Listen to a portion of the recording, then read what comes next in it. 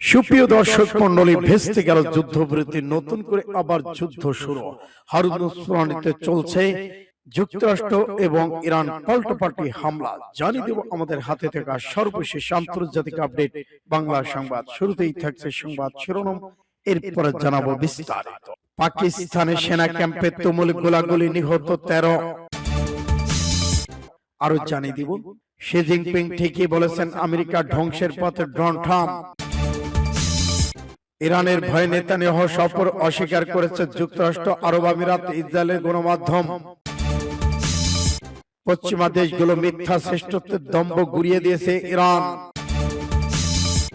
যুক্তরাষ্ট্রের উপর বিন্দুমাত্র আস্থা নেই ইরানের, আরাগচির ঘোষণা। এদিকে আরব দেশগুলোকে দিয়ে ইরানের সমন্বিত হামলা করাতে চেয়েছিল আমিরাত। যুক্তরাষ্ট্র পতনশীল দেশ চীনের প্রেসিডেন্টের মন্তব্য। এবং সর্বশেষে জানিয়ে দেব চাঞ্চল্যকর তথ্য, যুদ্ধক্ষেত্র থেকে ঝাঁকে ঝাঁকে পলালো মার্কিন সেনা। এতক্ষণ শুনছিলেন সংবাদ শিরোনাম, এখন বিস্তারিত। তবে অনুরোধ থাকবে এই ভিডিওটিতে একটি লাইক দিন এবং কমেন্টস করে জানিয়ে দিন আপনি কোন জেলা থেকে বা কোথা থেকে আমাদের সাথে যুক্ত রয়েছেন। ইরান ইসরায়েল যুদ্ধের আপডেট বাংলা সংবাদ হাতে পেতে চ্যানেল সাবস্ক্রাইব করুন, আমাদের সঙ্গে থাকুন। ধন্যবাদ। পাকিস্তানের সেনা ক্যাম্পে তুমুল গোলাগুলি, নিহত 13। পাকিস্তানের খাইবার পাখতুনখোয়া প্রদেশে বাজৌর জেলায় একটি সেনা ক্যাম্পে সন্ত্রাসী হামলার ঘটনা ঘটেছে। এতে দেশের 4 সেনা 9 জন সন্ত্রাসী নিহত হয়েছে। শুক্রবার কর্মকর্তাদের বরাতে এই তথ্য জানিয়েছে পাকিস্তানের প্রভাবশালী পবিত্র ডন। সূত্রগুলো জানিয়েছেন নিষিদ্ধ ঘোষিত তেহরিক-ই-তালেবান পাকিস্তান টিটিপি সন্ত্রাসীরা বৃহস্পতিবার রাতে বিস্ফোরক দিয়ে ক্যাম্পে হামলা চালায়। এরপর গোলাগুলি করতে একটি গেট থেকে ক্যাম্পটি ধ্বংস করার চেষ্টা চালায়। তবে নিরাপত্তা বাহিনীর সময় মতো কার্যকর জবাব দেয় সন্ত্রাসীরা তাদের ঘৃণ পরিকল্পনা ব্যর্থ হয়েছে। সূত্রগুলো প্রাথমিক রিপোর্টে বলতে জানায়, দুই পক্ষের তুমুল গোলাগুলিতে 9 জন সন্ত্রাসী, 4 জন সেনা নিহত হয়েছেন। ভারী বিস্ফোরক, তীব্র গোলাবর্ষণের সত্ত্বেও সন্ত্রাসীরা ক্যাম্পে প্রবেশ করতে পারে। বর্তমানে ক্যাম্পটিতে তল্লাশি ও নির্মূল অভিযান চলছে। নিরাপত্তা বাহিনীর আহত সদস্যদের পেশাদার হাসপাতালে নিয়ে যাওয়া হয়েছে। এক বিবৃতিতে টিটিপি এই হামলার দায় স্বীকার করেছে। ডন বলছে, খাইবার পাখতুনখোয়া লাকি মারওয়ানে বিস্ফোরণে 2 ট্রাফিক পুলিশ সহ 9 জনের প্রাণহানি। মাত্র 3 দিন পরেই এই ঘটনা ঘটল। ওই হামলায় 30 জনের বেশি মানুষ আহত হয়েছিল। সূত্র ইন্ডিয়া টুডে। শি জিনপিং ঠিকই বলেছেন আমেরিকা ধ্বংসের পথে ডোনাল্ড ট্রাম্পের ঘোষণা।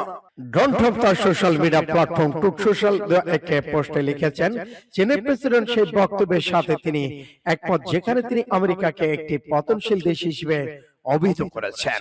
ফার্চুনিস এজেন্সির বরাতে পাস টুডে জানিয়েছে মার্কিন president Donald Trump truth social একে বার্তায় বলেছেন, চীনের প্রেসিডেন্ট যখন অত্যন্ত সূক্ষ্মভাবে মার্কিন যুক্তরাষ্ট্রকে এমন একটি দেশ হিসেবে উল্লেখ করেছেন যা সম্ভবত ধ্বংসের পথে রয়েছে, তখন তিনি সেই বিশাল ক্ষতির কথাই বুঝিয়েছেন যা আমরা জো বাইডেনের 4 বছরের শাসনামূলক তার প্রশাসনের সময় সহ্য করেছে।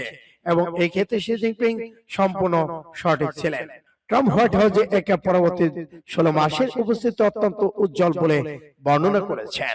তিনি দাবি করেছেন শি জিনপিং সেই বক্তব্য এই সময় আমেরিকার জন্য ছিল না। ট্রাম্প বলেছেন, 2 বছর আগে আমরা সত্যি একটি পতনের মুখে থাকা দেশ ছিলাম। এই বিষয়ে তিনি প্রেসিডেন্ট শি জিনপিং এর সাথে পুরোপুরি একমত। এদিকে মার্কিন প্রেসিডেন্ট দাবি করেছে বর্তমান মার্কিন যুক্তরাষ্ট্রের সারা বিশ্বের মধ্যে সবচেয়ে আকর্ষণীয় দেশ এবং সফরের প্রথম পূর্ণ দিবসে গেট হলো অব দা পিপল আয়োজিত রাষ্ট্রীয় ভোজসভায় ট্রাম্প শি জিনপিং এর সঙ্গে বৈঠকে অত্যন্ত ইতিবাচক ফলপ্রসূ বলে বর্ণনা করেছেন।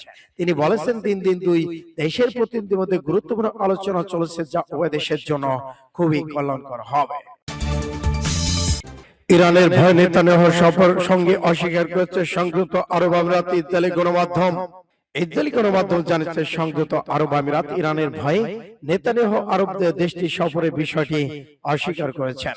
তাসনিম নিউজ এজেন্সির বরাতে পাস টুডে জানিয়েছে সংযুক্ত আরব আমিরাত ইসরায়েলি প্রধানমন্ত্রী বেনিয়ামিন নেতানিয়াহু এবং ইসরায়েলি চ্যানেল 12 টেলিভিশনের সাথে গোপন বৈঠকের খবর অস্বীকার করলেও ওই অস্বীকারের কারণ হলো আবুধাবিতে আশঙ্কা এবং ইসরায়েলের সাথে পর্দার আড়ালে সমন্বয় বিষয়টি প্রকাশ্যে এলে তেহরানের সাথে উত্তেজনা আরো বেড়ে যাবে। আল মাদিনের মতে এই বিতর্কের সূত্রপাত হয় যখন নেতানিয়াহু কার্যালয় থেকে বলা হয় ইরানের উপর হামলার সময় ইসরায়েলের প্রধানমন্ত্রী গোপনে সংযুক্ত আরব আমিরাতে সফর করেছেন এবং এই দুই সফরকে দুই পক্ষের সম্পর্কের ক্ষেত্রে একটি ঐতিহাসিক অর্জন হিসেবে বর্ণনা করেছেন। তবে সংযুক্ত আরব আমিরাত তাৎক্ষণিকভাবে এই সংক্রান্ত খবর অস্বীকার করে। পশ্চিমা দেশগুলো মিথ্যা শ্রেষ্ঠত্বের দম্ভ গুড়িয়ে দিতে হবে ব্রিক্স সম্মেলনে আরোগ্যে। পশ্চিমা বিশ্বের মিথ্যা শ্রেষ্ঠত্ব এবং অব্যাহতি সংস্কৃতির দায় মুক্তির ধারণা ভেঙে দেওয়ার জন্য গ্লোবাল সাউথ চায়না উদীয়মান অর্থনৈতিক দেশগুলোর প্রতি আহ্বান জানিয়েছে ইরান। সম্প্রতি ব্রিক্স সদস্য দেশগুলোর পররাষ্ট্রমন্ত্রীদের এক বৈঠকে ইরানের পররাষ্ট্রমন্ত্রী আব্বাস আরাগচি এই কড়া বার্তা দিয়েছেন।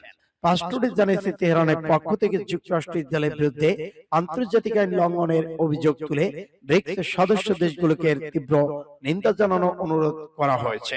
আব্বাস আরাগচি পশ্চিমা দেশগুলো নিজেদের আইনে ঊর্ধ্বে মনে করে যে আধিপত্য বজায় রাখে তা সম্মিলিত প্রচেষ্টায় রুখে দিতে হবে।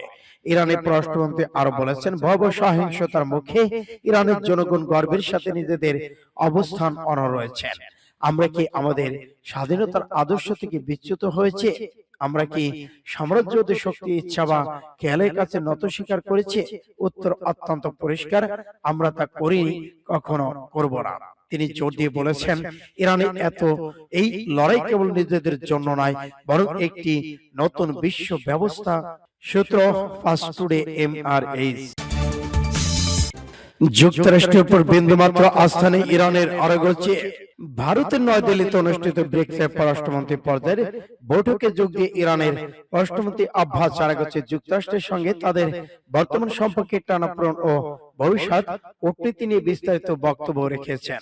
রয়টার্সের বরাদ্দে একটি সংবাদ সম্মেলনে তিনি তেহরানের মূল অবস্থান, উদ্বেগের বিষয়গুলো তুলে ধরেছেন। আব্বাস আরাগচি অত্যন্ত স্পষ্টভাবে জানায়, বর্তমান পরিস্থিতি যুক্তরাষ্ট্রের উপর ইরানের বিন্দুমাত্র কোনো আস্থা বা বিশ্বাস নেই। এই আস্থার সংকটের পিছনে দীর্ঘদিনের কূটনৈতিক জটিলতা কাজ করছে বলে তিনি ইঙ্গিত দিয়েছেন। তিনি ওয়াশিংটনকে একটি স্পষ্ট বার্তা দিয়ে বলেছেন, ইরান যুক্তরাষ্ট্রের সঙ্গে পুনরায় আলোচনায় বসতে তখনই রাজি হবে যখন অপরপক্ষ বা মার্কিন প্রশাসন এই প্রক্রিয়া প্রতি সম্পূর্ণ আন্তরিক বা সিরিয়াস হবে। কেবল লোকদের দেখানো কেবল কোন সংলাপ বা তেহরান অংশ নেবে না। আরব দেশগুলোকে দিয়ে ইরানের সমন্বিত হামলা করাতে চেয়েছিল আমিরাত। যুক্তরাষ্ট্র ইসরায়েল ইরান বিরোধী সামরিক অভিযানের পর তেহরানের বিরুদ্ধে সমন্বিত হামলায় আরব দেশগুলোকে একত্রিত করার চেষ্টা করেছিল সংযুক্ত আরব আমিরাত। তবে সৌদি আরব সহ অন্য দেশগুলো এতে সাড়া না দেওয়ায় উদ্যোগটি বাস্তবায়ন হয়নি বলে জানিয়েছে মার্কিন সংবাদ মাধ্যম ব্লুমবার্গ। শুক্রবার প্রকাশিত এক প্রতিবেদনে ব্লুমবার্গ জানায়, এই উদ্যোগের অংশ হিসেবে আমিরাতের প্রেসিডেন্ট শেখ মোহাম্মদ বিন জায়েদ আল নাহয়ান বিভিন্ন আরব নেতার সঙ্গে যোগাযোগ করেন। তাদের মধ্যে সৌদি যুবরাজ মোহাম্মদ বিন সালমানও ছিলেন। প্রতিবেদনে বলা হয়, প্রস্তাবটি আরব দেশগুলোর সমর্থন না পায় আঞ্চলিক সম্পর্কের টানপোড়েন তৈরি হয়। এর পিছনে অপেক এবং অপেক প্লাস থেকে আমিরাতে সরে যাওয়ার সিদ্ধান্তকে সংশ্লিষ্ট গুরুত্বপূর্ণ ইঙ্গিত হিসেবে দেখেছেন। ব্লুমবার্গের বরাতে আরো জানানো যায়, গত মার্চে সৌদি আরব সরাসরি ইরানের হামলা চালালেও পরে যুদ্ধবন্ধে পাকিস্তানের মধ্যস্থতা শুরু হলে রিয়াদ নিজেদের অবস্থান পরিবর্তন করে। যুদ্ধবন্ধে কূটনৈতিক প্রচেষ্টাকেই তখন অগ্রাধিকার দেয় সৌদি সরকার। যুক্তরাষ্ট্র পতনশীল দেশ চীনের প্রেসিডেন্টের মন্তব্য, যা বললেন ট্রাম্প। মার্কিন প্রেসিডেন্ট ডোনাল্ড ট্রাম্প তার বেজিং সফরের শেষ দিনে চীনের প্রেসিডেন্ট শি জিনপিং একটি মন্তব্যের ব্যাখ্যা দিয়ে সামাজিক যোগাযোগ মাধ্যম ট্রুথ সোশ্যালে একটি দীর্ঘ পোস্ট দিয়েছেন। শি জিনপিং যুক্তরাষ্ট্রকে একটি পতনশীল রাষ্ট্র হিসেবে আখ্যায়িত করেন। এমন প্রসঙ্গের বিপরীতে ট্রাম্প দাবি করেছেন যে চীনের প্রেসিডেন্ট মূলত তার পুরোপুরি জো বাইডেনের আমলের ব্যর্থতার গুলোর দিকে ইঙ্গিত দিয়েছেন। ট্রাম্পের মতে বাইডেন প্রশাসনের নীতি এবং সিদ্ধান্তের কারণে বিগত 4 বছর যুক্তরাষ্ট্রের অপূরণীয় ক্ষতি হয়েছে এবং সেই দৃষ্টিকোণ থেকে শি জিনপিং মূল্যায়ন শতভাগ সঠিক ছিল। ট্রাম্প তার পোস্টে খোলামেলা ভাবে সীমান্ত মুক্ত রাখা, উচ্চ কর হার, খেলাধুলা, সমাজে লিঙ্গ সমতার নামে বিতর্কিত নীতি এবং আন্তর্জাতিক বাণিজ্যের ক্ষেত্রে দুর্বল চুক্তির তীব্র সমালোচনা করে বলেন, 2 বছর আগে সত্যি যুক্তরাষ্ট্র একটি পতনশীল রাষ্ট্রে পরিণত হয়েছিল। ইরান তেল এবং ফ্যান্টানিল চালানোর মতো জটিল এই স্পর্শকাতর বিষয় দুই দেশের মধ্যে বড় ধরনের মতপার্থক্য থাকা সত্ত্বেও ট্রাম্প আশাবাদ ব্যক্ত করেছেন যে পরাশক্তির দুটি মধ্যকার দ্বিপাক্ষিক সম্পর্কের আগের চেয়ে অনেক বেশি শক্তিশালী এবং উন্নত হবে। অপরদিকে চীন সরকারি কর্মকর্তাদের মতে বেজিং এখনো তানের ইস্যুতে অত্যন্ত কঠোর অবস্থান ধরে রেখেছে। সূত্র এনডিটিভি। পালানো ছাড়া আমাদের আর কোনো উপায় নেই। লেবাননে ইসরায়েলের সৈন্যরা দক্ষিণ লেবাননে দখলদার সৈন্যরা স্বীকার করেছে হিজবুল্লাহ ড্রোন থেকে নিজেদের রক্ষার জন্য তারা মাছ ধরার জালের মতো সাধারণ পদ্ধতি অবলম্বন করেছেন। ইসরায়েলি গণমাধ্যম হিজবুল্লাহ ড্রোনের বিরুদ্ধে দখলদার সরকারি সেনাবাহিনী অক্ষমতার কথা স্বীকার করেছেন। তারা আরো জানায় এই কৌশলের মাধ্যমে তারা হিজবুল্লাহ ড্রোন বিস্ফোরণের প্রভাব কমানোর চেষ্টা করেছেন। সৈন্যদের মধ্যে একজন যে কিনা ষষ্ঠবারের মতো লেবাননে এসেছেন, সে বলেছে ইসরায়েলের একটি প্রতিনিধি হুমকির মুখে রয়েছেন।